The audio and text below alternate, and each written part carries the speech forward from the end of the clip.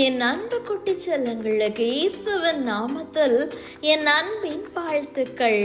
இன்றைக்கு ஒரு நல்ல நண்பர்களை குறித்து அறிந்து கொள்ள போகிறோம்.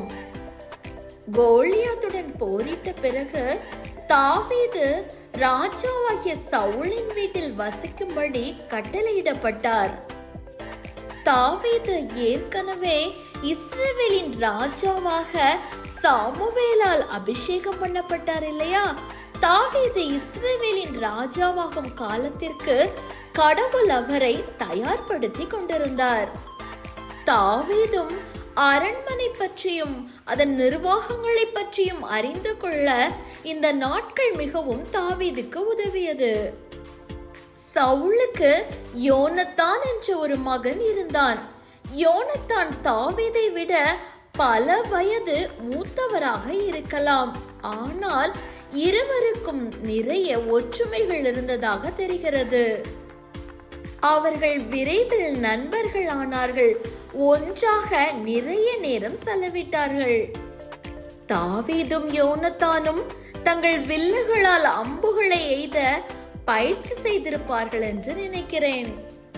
அவர்கள் கிராமப்புறங்களில் குதிரைகளில் சவாரி செய்திருக்கலாம்.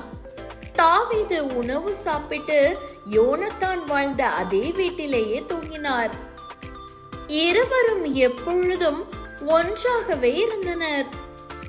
பெரும்பாலும் ஒரு நபர் தனது நண்பருக்கு பரிசுகளை வழங்குவதன் மூலம் அவருக்கு நன்றி தெரிவிப்பார். யோனத்தான் தாவீதுக்கு சிறப்பு மற்றும் முக்கியமான சில விஷயங்களை கொடுக்க முடிவு செய்தார்.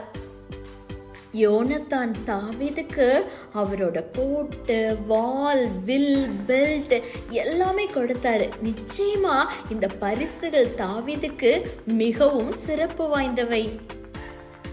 தாவீதும் யோனத்தானும் ஒருவருக்கொருவர் வாக்குறுதி அளித்தனர். என்ன வாக்குறுதி தெரியுமா?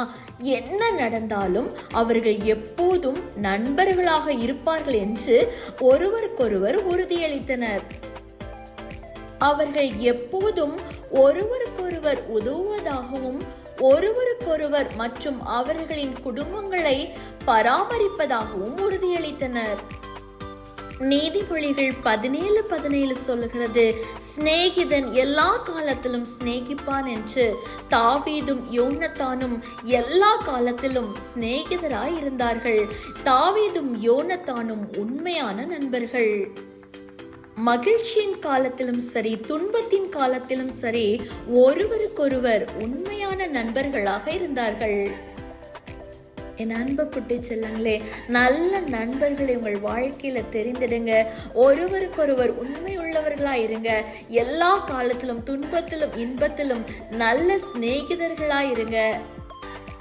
உங்கள் நட்பை நன்மையான பாதையில வழிநடத்தி செல்லுங்க. இயேசுவின் பிள்ளைகள் என்பதற்கு உங்கள் நட்பு சாட்சியா இருக்கணும்.